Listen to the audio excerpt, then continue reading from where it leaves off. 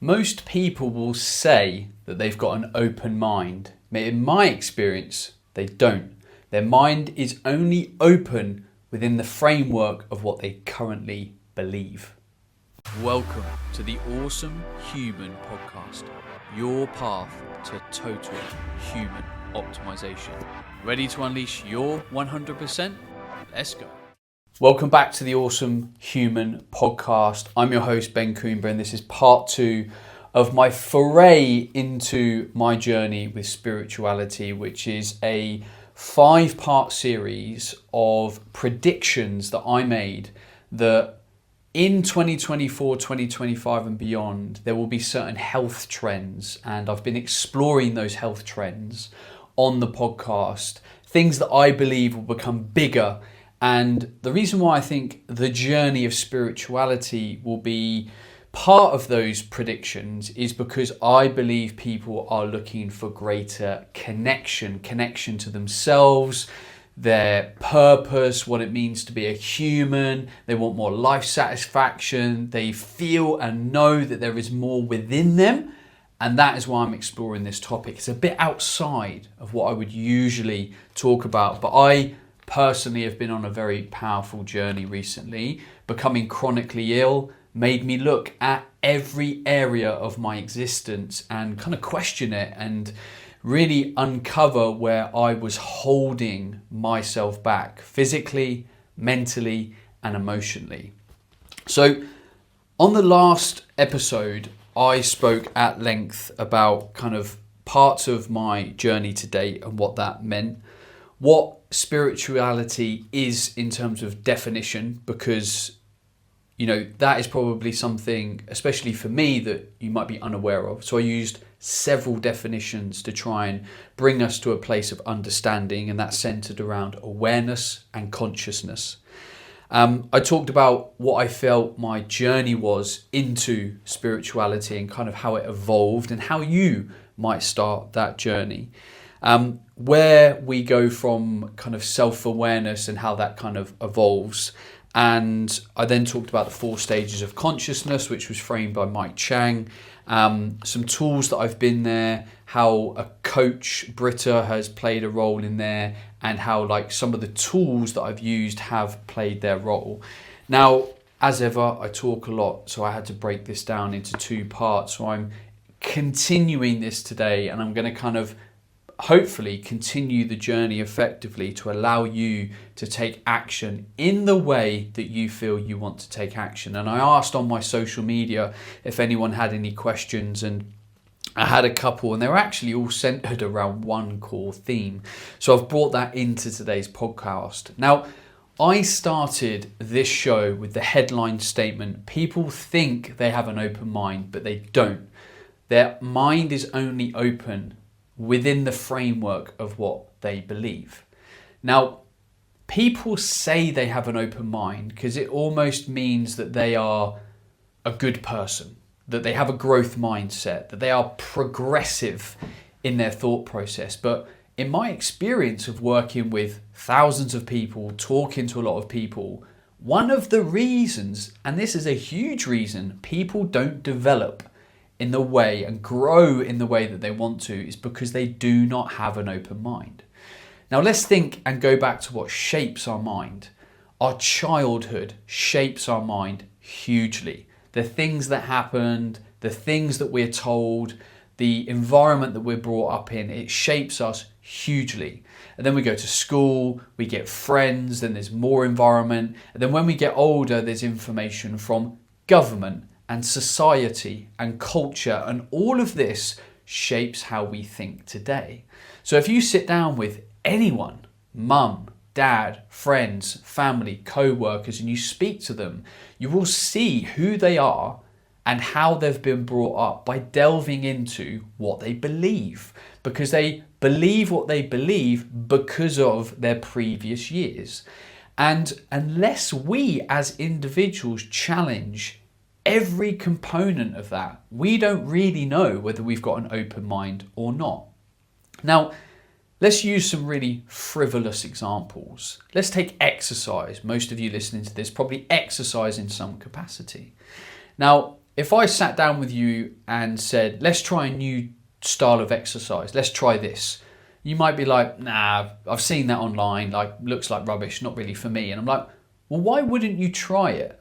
You've just been telling me that you're not that mobile and you've got a bit of pain and all the rest of it. Why wouldn't you try yoga? It's like, well, I don't like this, don't like that.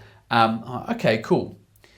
What if we tried mobility within CrossFit? So let's say you are a CrossFitter and someone talks to you about mobility within the framework of CrossFit. Now, an individual is way more likely to do that thing because within their belief structure currently and their openness of mind, they believe that CrossFit is a very good path to increased fitness, health, strength, all the rest of it. And a framework of mobility within the existing framework of CrossFit is something they will accept into their world and do.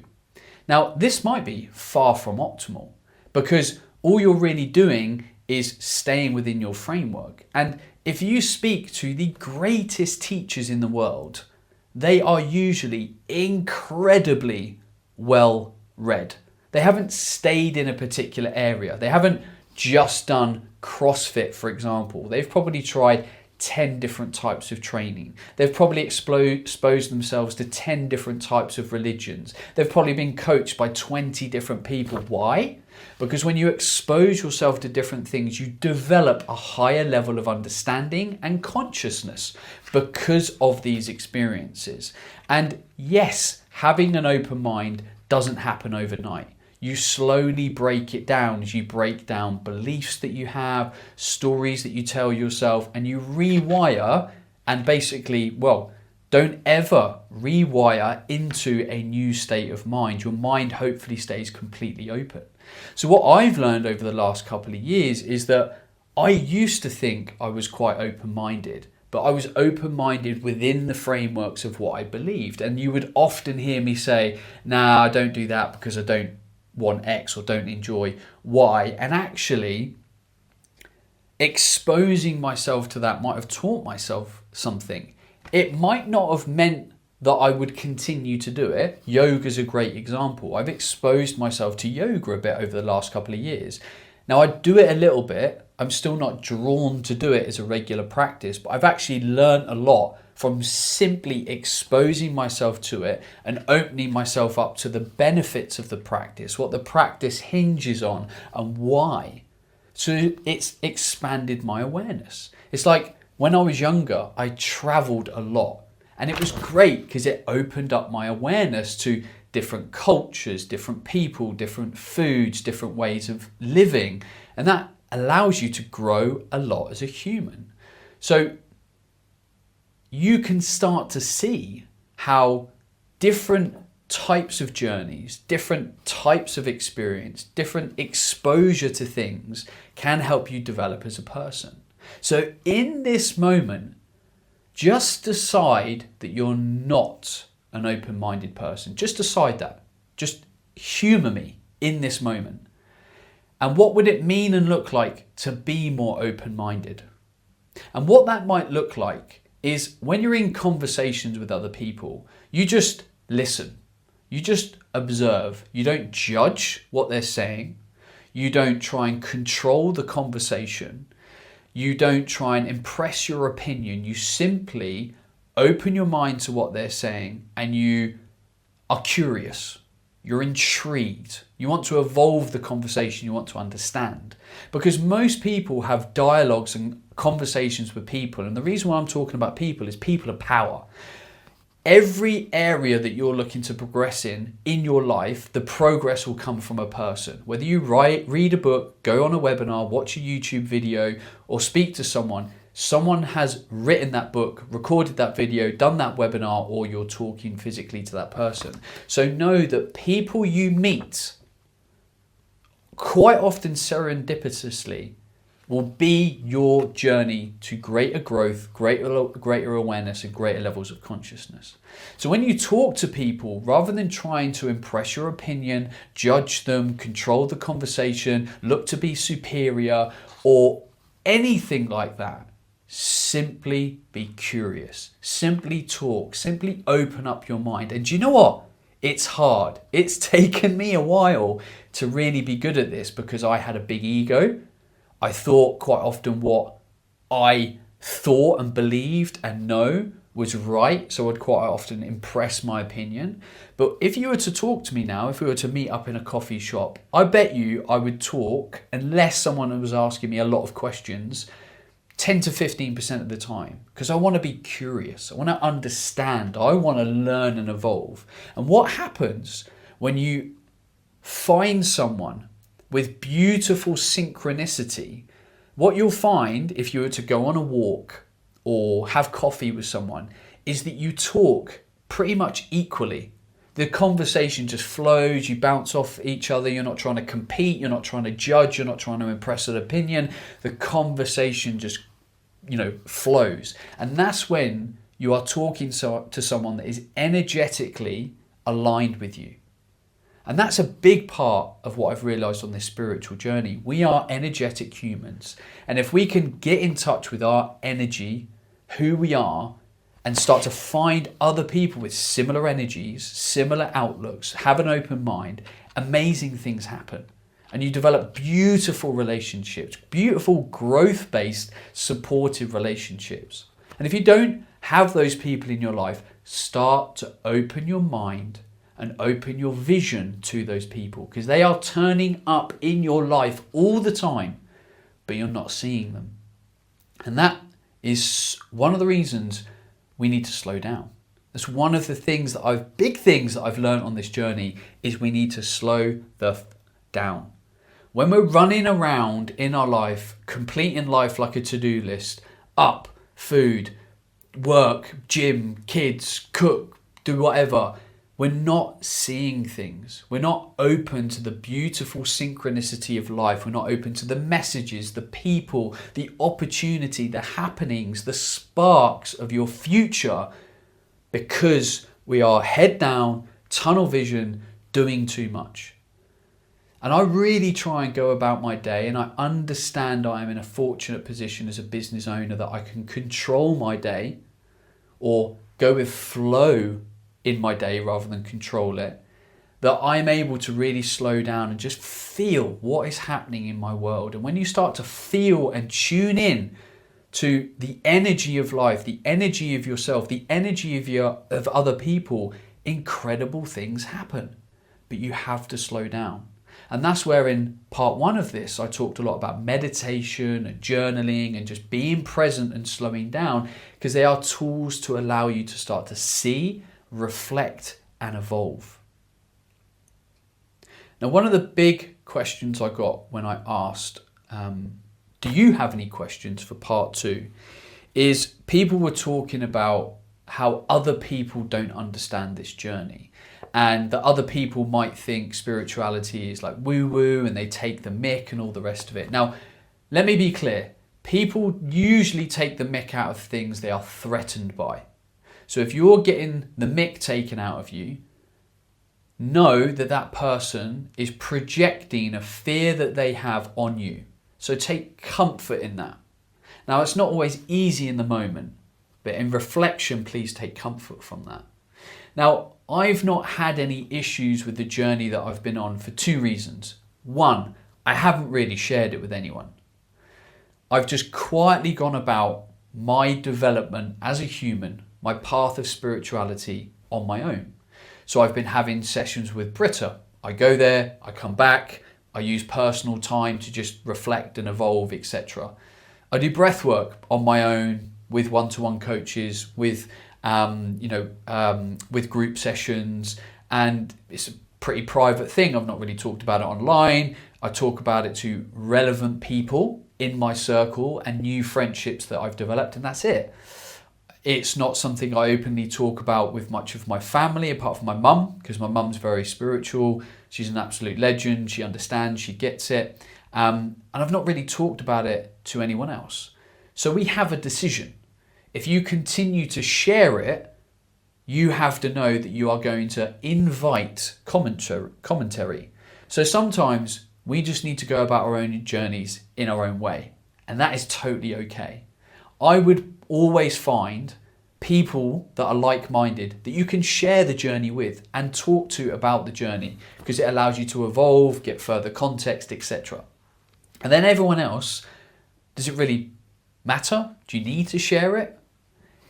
Either way, if you do have kind of commentary that comes to you as a result of the journey, I would always gently challenge it. So if someone said to me, "Oh, Ben, you've turned really woo-woo," I'd be like, what does that mean? What does woo-woo mean in your eyes? And they might go, "Oh, well, you're all like, you do meditation and all the rest of it." And I'm like, hey, do you know why I love meditating? Because it's made me a calmer person. I love myself. I'm able to reflect, and it's made me a better human. And most people, if you look them in the eye and say that with confidence, will stand there and go, and deep down, they will know that they want that. Again, people take the mick because they are operating through fear and they are insecure, and they see you as a threat and you're holding the mirror up to their face. So when someone asks me about something, I look them in the eye, I say it with confidence, and when they see that I believe it, and when they see that I've had huge amounts of benefit from the journey that I've been on that they're taking the mick out of, they only then go into a reflective place and think, I need some of that. And it diffuses the mick taking very quickly. Now, when you're in a group setting, that's a little bit harder. But when you're a strong character, when you know yourself, when you know the journey that you're on, when you know the benefits of what you're doing is really aligned with your truth, then people will say that. But you have to show them that. If you're sitting there unsure, like you're still muddling your way through it, you're like, "Oh yeah, I've been meditating for X, oh yeah, I'm kind of getting this benefit." That's when people see that you're not really understanding what you're doing and why. When you see someone that is so self-assured and confident about what they're doing and the effect, people can only get inspired. People want it. When I talk to people about this stuff and I can look them in the eye and say, "This is the massive benefit," and they can literally see it in my physical appearance and energy, they are only inspired to do it. And that's why we need to keep speaking about this journey of personal growth, because we need to inspire the world to be better. The world has a lot of pain in it. The world has a lot of suffering, mentally, physically, emotionally. If we go on this journey, we can inspire other people to do it. And I'm in my Instagram DMs every day talking about stuff like this for people that are ready. They're starting to knock on this door and they're like, "Ben, can I just ask you about this? Can I just ask you about that?" I'm like, "Yeah, sure." Because I want to inspire other people to walk a path of true, deep, personal growth. And this is why I'm talking about this. This is why it is powerful. So let me drop back into some practical stuff. I was doing a little bit of research ahead of this podcast, and I found a website called Connect to the Core. And it had this blog post that was 10 easy ways to get in touch with your spiritual side. And I thought they were really nice. And you can pick up 1, 2, 3, 4 of these tools and explore them. And hopefully that will build on some of the tools that I talked about last in the part 1 episode. So this list of 10 things is meditation, which I've talked about. Feel your feelings. Now this is important, and meditation allows you to do this. Journaling allows you to do this. Talking to great people allows you to do this. People are great at getting a feeling or an emotion and then bottling it up. "Oh, I shouldn't feel this way. Like, I shouldn't feel angry. I shouldn't feel guilt." Why not? They're human emotions. They're totally natural. We should all be allowed to feel what we feel and honor it. And otherwise, these emotions get stored in us. And this is not good. It can create physical pain. It can create hardship. It's not good. Feel your feelings. Let it flow through you, pass through you, and grow as a result of it. Number 3, get out in nature. I don't need to explain that. We all need to get out in nature more. Number 4, gratitude. Gratitude is an incredible energy. Gratitude and building on that love. When you have gratitude for your life, the people in it, the roof over your head, everything in life feels better. Practice gratitude. Number 5, serve others. It's what I'm doing right now. I'm trying to serve you. It makes me feel better. And you know what it's like. You go on a walk with someone, you're able to help them. Being at service to other people helps them, makes humanity become a better place. Number 6, see good in others. Even people that you don't see as good, see good in them. Because all they really are is a person that hasn't had the opportunity yet to have the awareness that you have to be able to evolve themselves beyond where they are. And I see people in pain all the time, and all I see in them is, wow, you look trapped. And one day I hope that you find the information that can help you become untrapped and become a beautiful, loving, healthy, happy, fulfilled person. So please see good in everyone, because everyone deserves to have good seen in them. They just haven't seen the good in themselves yet. Number 7, look after your body. Takes no explanation. Number 8, connect with like-minded people. Again, people of power. Every step on my journey is fueled by the beauty and the insight of other people. Number 9, accept the present moment. This is one of my favourite quips from my journey. Where is it? There is no past, there is no present, there is only now. I love that. There isn't actually a future. The past is gone, there's only now. So try and take advantage and be present in every single moment. So many of us are so busy looking ahead, flying towards the future. Be present, and then you see. Number 10, do things that light you up inside. I've talked about this a lot, and I talk about this a lot at length in my book, How to Live an Awesome Life. We've got to listen to friction in our lives. If you don't want to do something, if you don't want to meet someone, if you don't want to do the job that you have, if you don't want to have the car that you have, whatever the friction is in your life, get rid of it. Be bold, have confidence, get rid of that thing in your life and start to do more things that light you up. And then that is a path to more fulfillment, more happiness, and more presence.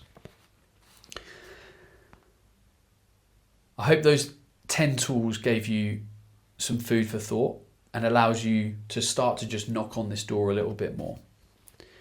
Now, the reason I'm so passionate about this journey is because I can see who I was and who I am now. Now, before I went on this journey, I was very selfish as a person.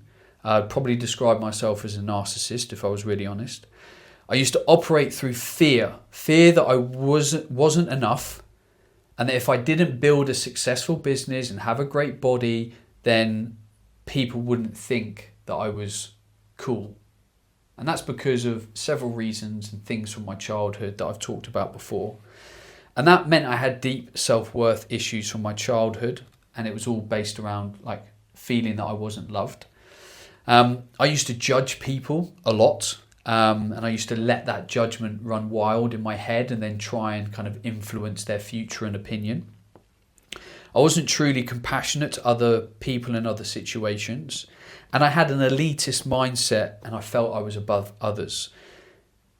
And I'm not that person anymore. I'm very compassionate, I'm very calm, I'm very slow, I'm very loving.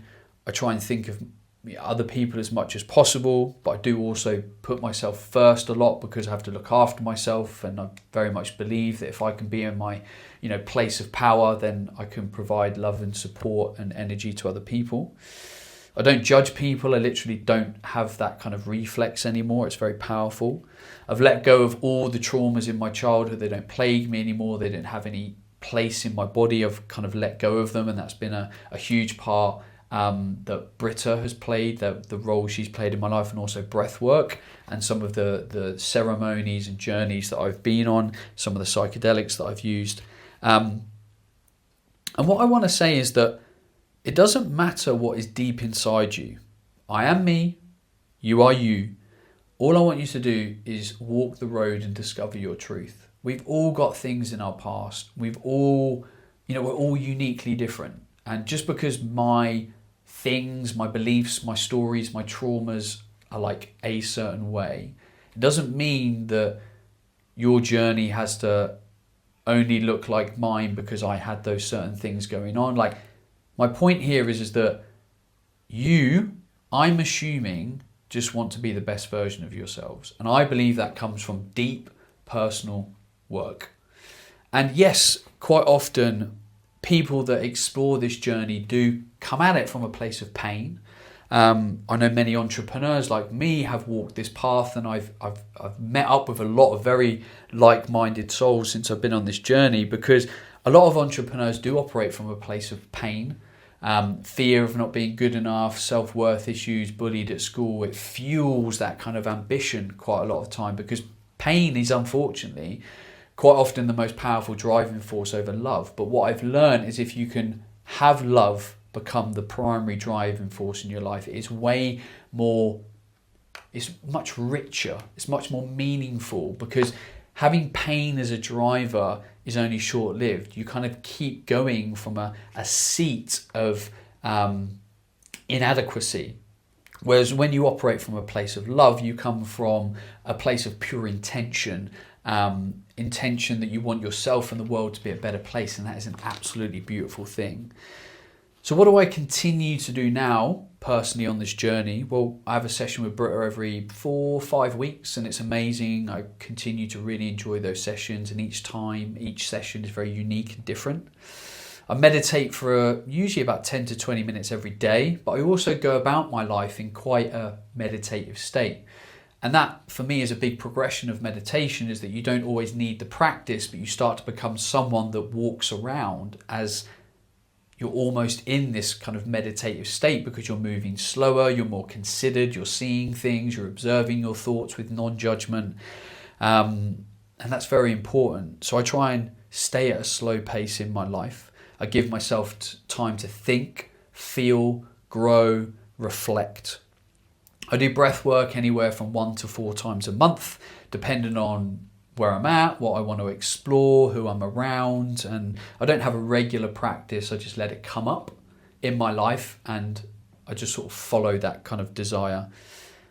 I do a ceremony every 4 to 8 weeks. Now, if you have no awareness of what a ceremony is, it involves quite often a facilitator. You'll quite often maybe take something like cacao or hepe or something like that. There'll be meditation, there'll be breath work, there'll be kind of a bit of a narrative. People might help you with some of the stuff that you're on their journey. And I really like going to kind of ceremonies. They're quite often about 2 hours long, really nourishing, and allow you to really grow as a person and connect with other like-minded people. And then I just ensure that I stay the best version of myself. I sleep well, I eat well, I move well, I drink well, I think well, and I connect with myself daily. I'm trying to always stay aware of where I'm at, what I'm thinking, what I'm feeling. So to kind of finish this show, I want to share another 2 quips or quotes. What you've probably picked up on through this podcast is that I've talked a lot about energy. Energy is everything. Think about yourself as a human. You're a big bundle of energy. Nature is energy. Food is energy. Physical matter is energy. Everything is energy. So a big part of spirituality is connecting to your own state of energy and the energy of the world. And when you tune in, it's incredibly beautiful. And you might feel that you're very far removed from that right now, but that's okay. I was. You just got to walk the road. And I promise you, this is a road worth walking. Another little quip is there are no ordinary moments. I got this from the book, The Peaceful Warrior.